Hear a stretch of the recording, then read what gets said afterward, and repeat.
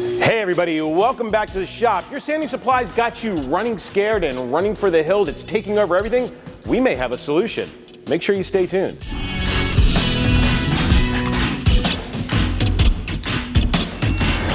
Like all good shop projects, I keep some 3/4 inch ply laying around from previous projects for just such the occasion. Got it sitting in the back of shop, so I went over to find the pieces that I need, measure everything up, and while I was there, a little bit of raving.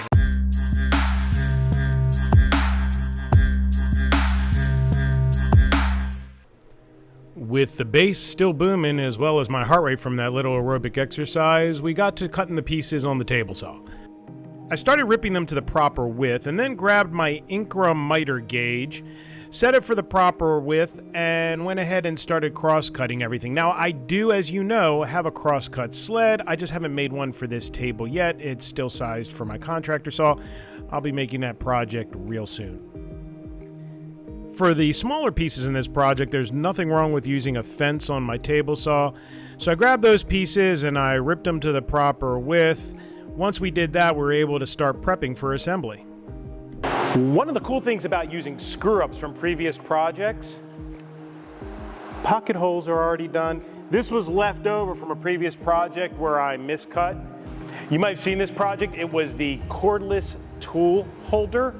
Yeah, these were the sides, the shelves, and, well, I kept them, and now I don't have as much work to do. Oh, and by the way, it's 105 degrees in here, and I'm just like sweating through everything. This is disgusting. With all the parts cut and placed on my assembly table, I do what I normally do on projects like this. I take some blue painter's tape and a Sharpie, and I mark everything so I don't forget what it is. Then it's time for dry fit, and dry fit's a really important step because I want to make sure that everything is right before I start assembly. Oh, and you can always tell when I'm having a good day in the shop because look, I'm still dancing. Before I start assembly though, there's some dados that need to be cut. So I took a clamp and I clamped everything together, took a pencil and actually started marking the inside walls. That's because the dados themselves are going to create adjustable shelves. I'm going to be putting them every inch, and I wanted to make sure that I didn't put dados in places that I don't need them. What I'm doing here is I'm taking all the parts back out of the dry fit and I'm marking them again. I want to make sure I know what side is right versus left, top versus bottom, because it's my intention, like I said, to have integrated adjustable shelving via dados. I'm marking everything with the proper sides, top and bottom, and where the dados are supposed to go. It's a small step, but it's going to make sure that I don't make any mistakes going forward. Before I cut my first dado, though, I want to make sure that my spacing is correct, so I'm creating a storyboard so I know exactly where I'm supposed to be on my measurements so I don't make any mistakes. This is a lot of dados to cut and I don't want to have to redo it. I haven't taken my contractor saw back to the house yet. It's still sitting in the shop, so it seemed just as easy for me to put the dado stack in there. And then I just started making dados. Remember, I marked everything on both sides so I know where the dados are supposed to go. I'm cutting the dados for this cabinet.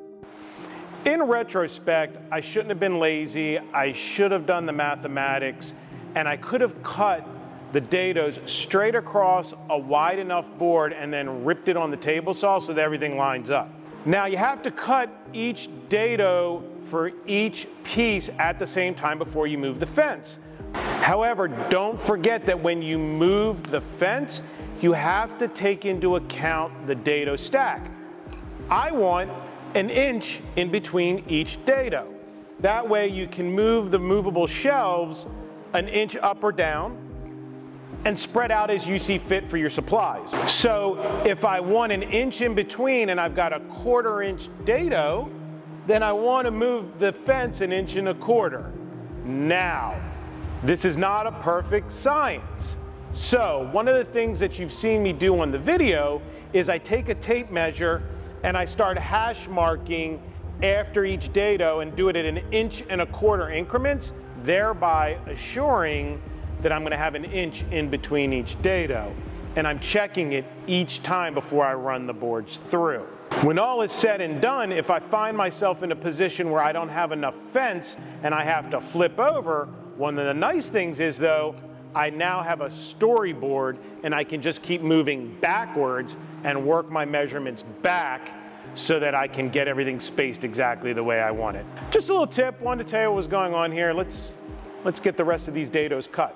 The side panels for this cabinet actually sit over the bottom shelf. So what I'm doing here is I'm using a 3/4 inch piece of plywood as a spacer for the fence to give myself the actual starting point for my dados for the side panel.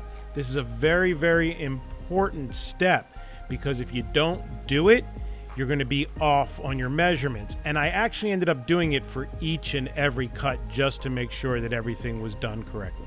Once all the dados are cut, we lay it back out on the assembly table, we do another dry fit, and we hope and pray that everything's actually going to line up correctly. The truth is, if you're off by a millimeter here or there, a chisel, some sandpaper goes a long way instead of having to recut the 6,000 dados that were a part of this project. And we're on to assembly. Yes, we're going to use pocket screws for the majority of the carcass on this project. We're also going to be using brads, and we're going to be using some deck screws along with glue. But this is a pretty straightforward assembly as long as you line up your dados. Before we do final assembly on this, though, we are going to do some sanding because it's easier to do it now. Grab my random orbit sander, grabs 150 grit. All I'm really doing here is breaking the edges and cleaning up the actual dados, because when I go to slide things in and out, I don't want to have any resistance. Speaking of cleaned up, though, while you're watching me sand, have you made it over to our online store yet? That is thecraftywiener.com/store. There you can get shopware, you can get some shop lanyards, and it's also where you can get a free set of plans for this project by using the discount code TCW2ndPlans. As time goes on, we're going to add more and more items to it, not only shopware, but other things we make around the shop, but it's where we're getting started, and we hope you take a look. Thank you. Glues and screws, pocket screws and glue. We're going to put glue on all the edges, and then we're going to go ahead and clamp things together. Craig does have a clamp that comes that allows you to actually put a spike, if you will, inside your pocket hole and hold things tight. I honestly have never been able to figure out how to use it. I've always had trouble with it. So I just go ahead with a regular quick clamp things nice and tight, and then I take my pocket screws and, well, frankly, I screw it. One of the advantages of pocket screws, other than the extreme amount of strength it gives to the carcass, is that I can just flip things over and get to working. The screws are going to hold everything in place till the glue sets up. So I flip the cabinet over, and it's time to put the sides on. One last check of the dados to make sure everything's lined up before that glue tacks up, and everything's looking pretty good. Must have been a heck of a good day in the shop, because I'm still dancing away. While I'm dancing, though, what I'm doing is I'm going ahead and I'm measuring exactly where I want this shelf to be. I'm marking the center of the plywood and the center of the shelf so I can match that up later.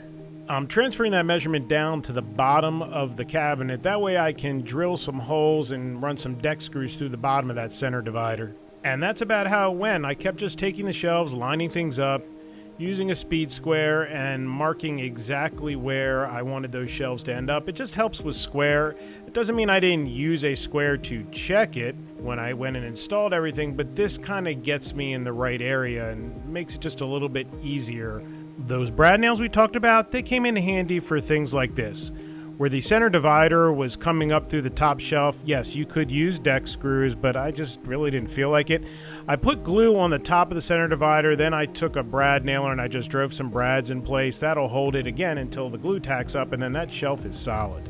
One last check of square, getting that last shelf in place, and then it is time to head back over to the table saw and start cutting some shelves. In previous projects like this, I used 1/8 inch ply I had laying around the shop. This time I had 1/4 inch ply left over, so that's important for one reason and one reason only. I will reference in the plans the dados that I put in the back of the cabinet, but they really weren't necessary and did not realize that until after I was completely done with assembly.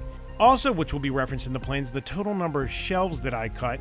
I'm leaving that up to you. It depends on how much stuff you want to store. I cut myself an extra 2 or 3 shelves and I just stuck them to the side because, again, I can just put things in and out, and it's totally reconfigurable based on the circumstances I'm finding myself in. 2 coats of polycuric water-based polyurethane is all this cabinet will need to protect it. If you watch my previous videos, you know with all my shop furniture I cover it with polyurethane. It just makes it easier to keep everything clean. No French cleat cabinet would be complete without its French cleat. Use some glue and some deck screws. Seems to be the norm, right? And some pre-drilled holes, and I attach the French cleat on the back, and then there's only one thing left to do. Yep, you guessed it. Put everything away. Holly and I spent our miserable amount of time trying to decide where on everything went, and to be fair to her, it's not her fault. People that know me and love me know that I have my particular quirks and ways about myself. But we went ahead, we put the shelves in place, and we were able to get an insane amount of stuff in here. At the end of the day, we had 2 full drawers of sanding supplies on the assembly table, and we were able to get 90% of it into this cabinet, as well as put our 3 sanders that we have on top, freeing up an insane amount of space over on the assembly table. It's a win-win. Thanks for coming by. I hope you enjoyed the video. And while you're here, you may want to check out these other videos. Don't forget to hit the like, subscribe, and share button. And most importantly, get in your shop, build beautiful things. And we look forward to seeing you next time. Have a great day.